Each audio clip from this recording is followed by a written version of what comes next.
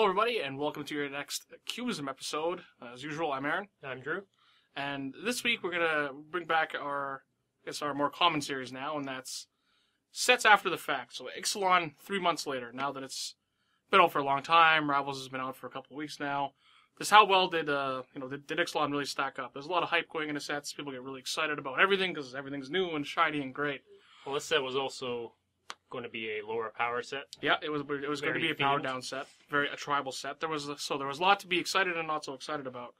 So we like to reflect however many months later just to see how counter cards actually pan out. It's really easy to get excited and talk about being excited about cards and kind of evaluating things at surface level.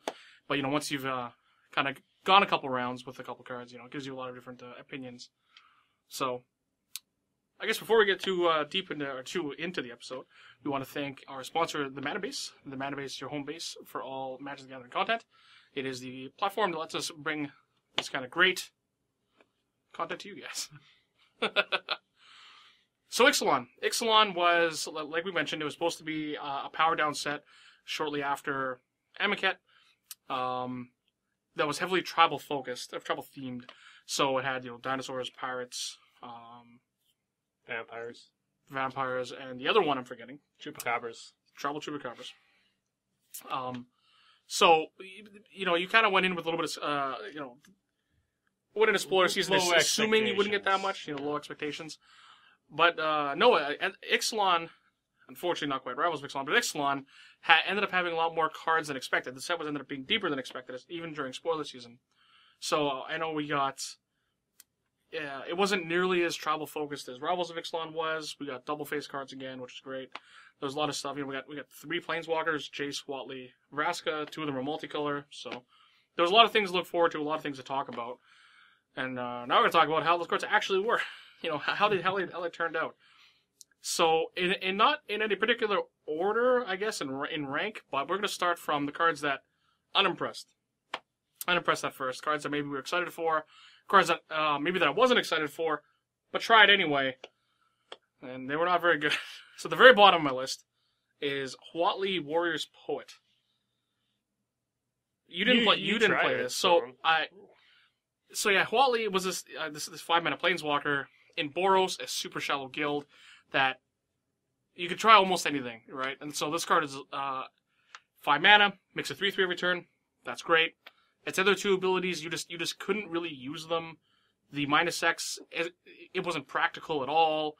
You didn't ever really want to gain life. You'd always just the option. There's always the option to make a free 3/3. You just make a free 3/3. Very one-dimensional. The card literally has 1 ability. This card is not good. It's in a bad color combination. How long did you have it in your list? It might still be there. It's not good. No, I must have cut it. Well, no, it might still be. Listen, when you're playing Assemble the Legion, this card's a bad Assemble Legion. I'll give you that. This card isn't good. It wasn't good. It still isn't good. Start's okay. Wasn't good. But yeah, Boros was really shallow. Try literally anything. And that brings me to the card that I was most excited for in the set. This one? I was so excited about this card. And I think I was very adamant about it in our review. If you weren't, I'm just going to say I was. Okay. That's Vance's Blasting Cannons. It was the flip card I was the most excited for, and it wasn't close. I was approaching it more along the lines of a slightly upgraded Outpost Siege. Right. And but I was really I'm not even sure if it's a slightly upgraded Outpost Siege at this point. No, through testing, the fact that you couldn't play lands off of it versus Outpost Siege, I think ended up being what did this card in. So when you're playing against the control matchups or the mid-range matchups where the Outpost Siege kind of shined, this card didn't do that. Because you couldn't just play the land off of it.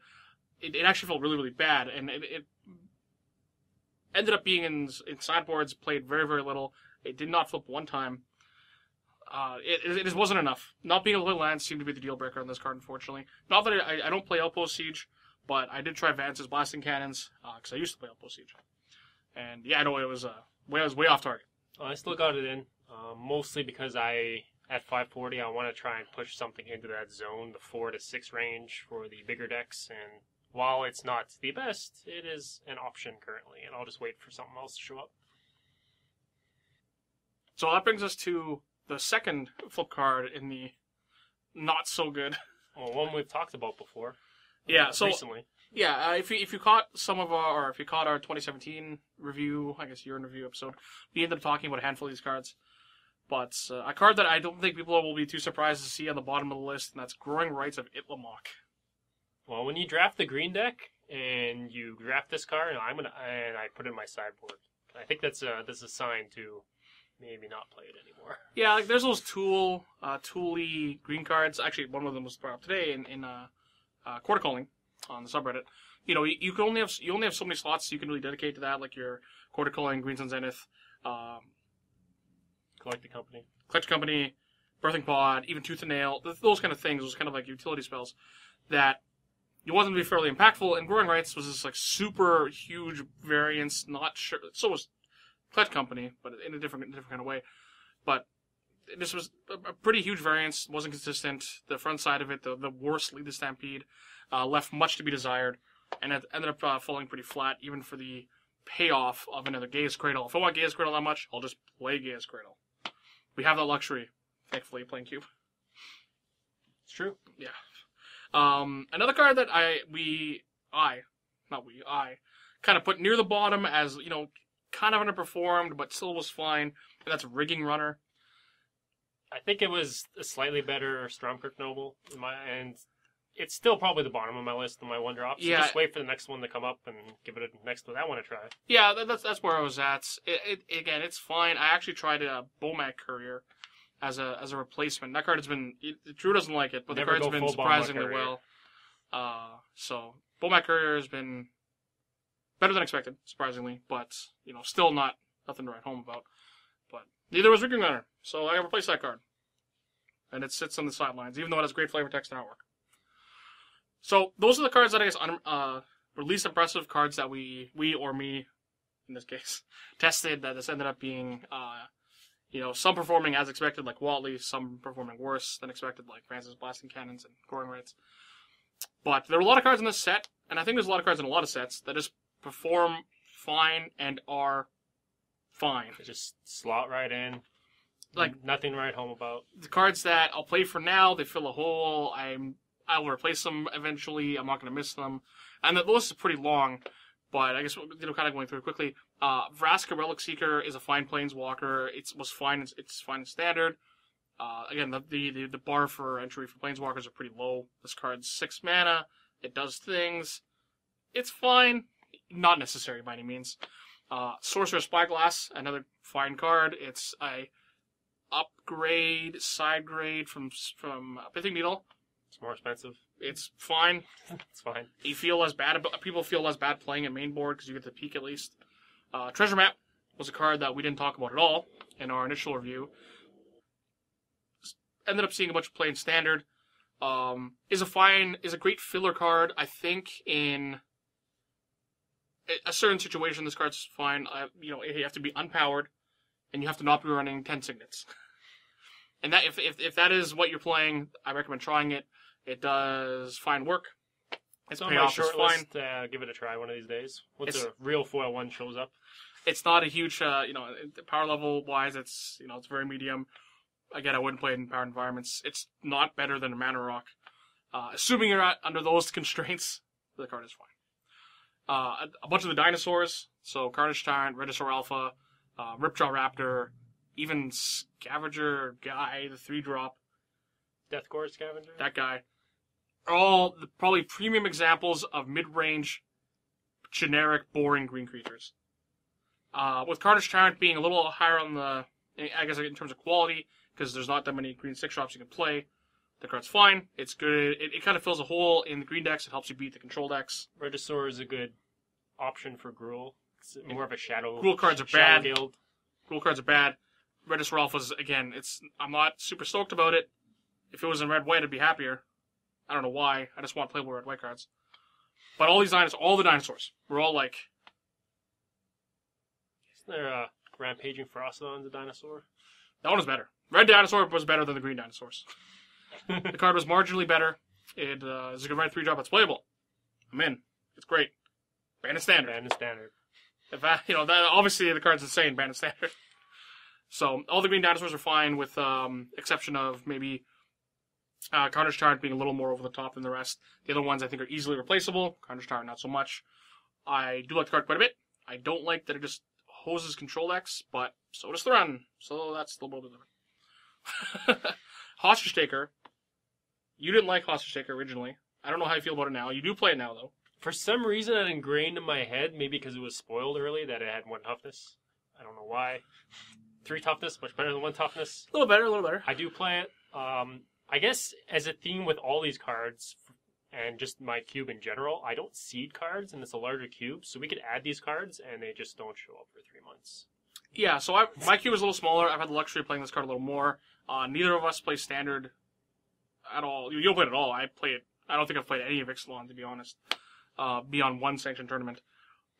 So I've only got to play it maybe almost a dozen times in cube, and the cards have been fairly impressive.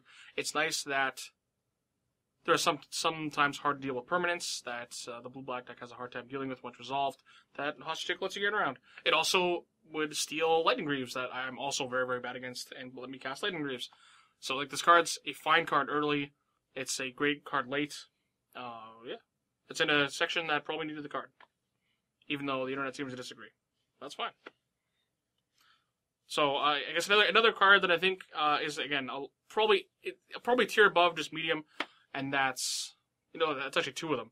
It's going to be Charter Course, Adalto Vanguard, and you know what? And we'll throw in Kitesail Freebooter.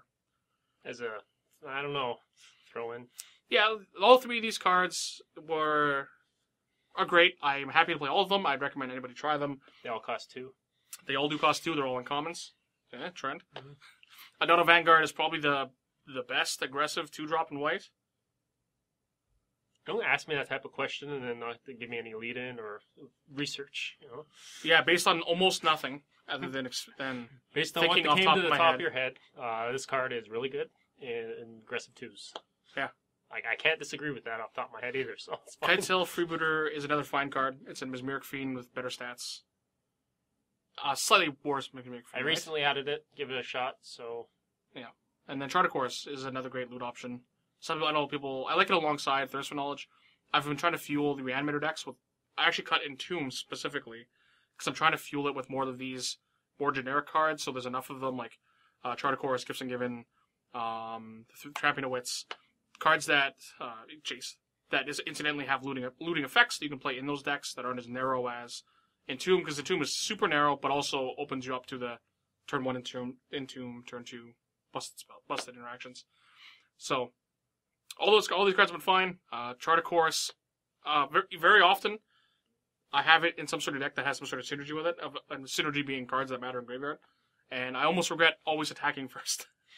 It's always attack first, draw this Lingering Souls I can't cast, but I can flash back. It's super corner case. But I do like the card quite a bit. I think it feels pretty good. It feels very powerful. But no further comments. So, Ixalan. Except that you have it both. You have a Charter Course here. I do have Charter Course all over the map. Slightly up here. So, I guess to quickly recap all those cards we talked about very briefly. We have Rampaging Frostodon, Kitesail Freebooter, Charter Course, Adalto Vanguard, Ripjaw Raptor, Carnage Tyrant, Hostage Taker, Regisaur Alpha, Treasure Map, Sorcerer's Spyglass, Vraska. Vraska's probably in the middle of the bottom there, but these are all cards that are great. I'm happy to play all of them minus Vraska. They all fill slots. They all have a home somewhere. That's a lot of. I think just in that list alone, Ixalan is a successful set in terms of cube playable cards, and we haven't even got the good ones yet. Good. It's kind of a short list, but good. Speaking of good cards, I don't even know if this. It's sad that I think I put this in the top 3 cards of the set, not because it is one of the best cards in the set, but because we were surprised how I was well I knew I was like, I know I'm going to cut this card. This card's going to suck, just like every other one. It's going to be in the sideboard right away. It's got bad stats. Yeah, it's super anemic. Everything about it. No. Rune Raider. Rune Raider might be, in terms of like the, Wizards of the Coast likes printing these Dark Confident effects, or these like black draw card creature effects, and you just assume they're all bad, because most of them are bad. But Rune Raider, ended up being way better than expected. Just the fact that you can play it and draw the card the same turn is huge. That alone made the card way better than expected. That, you kind of just assume while evaluating it, but once you play with it once or twice, the fact that Rune Raider itself doesn't have to attack, you just send in all your idiots that buy themselves back, or just expendable idiots. And you still draw cards, which is great. The body's whatever. It's easy to cast. It's everything I want in black, because black creatures are terrible. Well, the first time I cast it, I was like, it's actually probably going to be pretty good. And I think I drew 2 more cards off of it. But I don't know. I remember if I won that game, but I remember feeling this is pretty good. Yeah, again, it just performed better than expected, which is great, which I'm super excited about anytime a black creature can do that. Because black creatures are bad. Not good. It's also a theme. Also, yeah, that's the theme. It's the theme of Magic. 1993 to 2018. So that brings us to our next flip card, our transform card. Ooh, Legion's Landing. Legion's Landing. I don't have any help. Legion's Landing was, I guess, the other flip card I like the most out of the set. I was excited for it, but expected it to be kind of whatever. But no, this card has been great. I guess it's been great in Standard, it's been great in Cube. It's the easiest one to flip by a country mile. You don't activate it. You think the other one's easier? Yeah. I think this one's easier. We'll get to that in a moment. I think it's easiest to flip. It fits into decks very easily. It has everything going for it. I don't actually activate the Adonto part very much. You don't make a guy. I don't make a creature honestly that much, but just having the extra land. You just want a rampant growth. Well, I just actually for most of these, just the fact that you get the land out of it, and I can keep using the land, keep playing more spells, I guess is It sounds bad to not use the land, but the fact that I can use the land to keep casting spells is, I guess, a point in its own. That it fills holes when it needs to. Like I said, it helps you cast spells. It helps you make 1/1s. It's great. So what you like most about this is it's a 1-mana 1/1 that becomes a land, and it doesn't have an ability. It eventually does. When you're out of cards to cast, then it has that ability. But it's great. I think this card's fantastic. I don't know. Honestly, this is the power level I wanted all of them to be. But you can't really expect that. They're all designed very differently. So yeah, the fact that it comes in an unflipped land is something I don't think I came across when we initially reviewed this, as impactful as it would be. So it's a definite point to reinforce. Absolutely. Like typically, the turn and even if you play the card normally with the intent to activate it, it will generally flip on the same turn you can activate it, which is great. Or it just gives you from 3 to 4 mana in the same turn, which is awesome. I can't say enough good things about it. I do love the artwork quite a bit. Yeah. Which brings us to our last flip card, and it's not Argo's Bloodfast. What a surprise. Search for Azcanta. It costs 2. Did you know Search for Azcanta is a good Magic card in every format? I don't know. I watched the last Cubism episode when we reviewed the set, and we didn't think it was very good. No, we did not think it was very good at all, actually. I think almost unanimously, people undervalued this card, just I guess in terms of Cube. But we have such quotes as seems medium, least impressed by, worse than Chart for a Course. So Drew asked me during the episode what I like more after we finished talking about him, Search for Azcanta or Chart a Course, and I leaned towards Chart a Course. I was incorrect. That's not true. I guess I could like it more. That's fine. I can't be wrong, but I was wrong. I think you could be wrong. Search for Azcanta is a great Magic card. If you did not know that, it's awesome. It is the best version of all of these blue enchantments we've been trying to play for years. Thassa, Frontier Siege, Cafnet. It's just the best version of these cards. You say I don't want to. Yeah, is it that's the blue green one?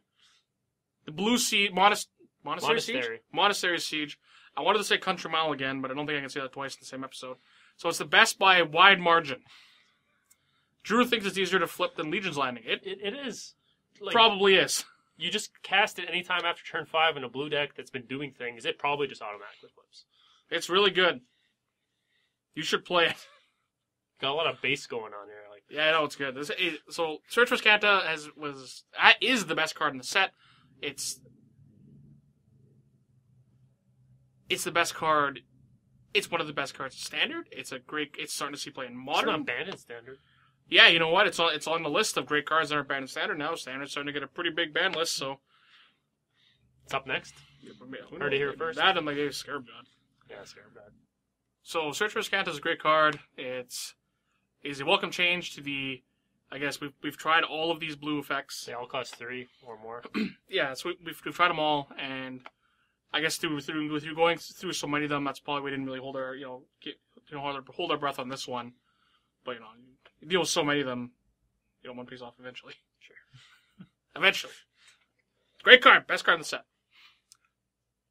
But yeah, Ixalan again. Great set. Super fantastic. I keep repeating myself. I'm going to stop it. That's it. No more episode. This is the end. Thank the mana base, your home base, for all stuff Cubism. We're the best. Better than Popper? Well, better. What does that mean? Better than Austin Hoey, who is our Popper content creator? Because the answer is yes.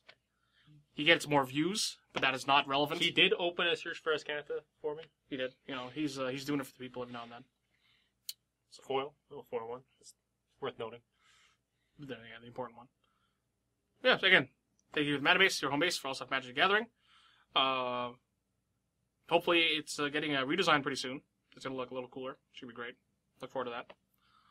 Other than that, I don't know what our next episode's going to be, but stay tuned for that.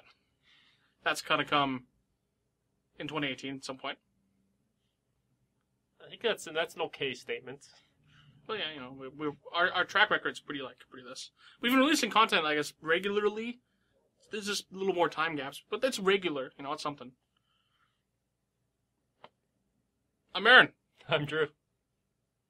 Ixalan's great.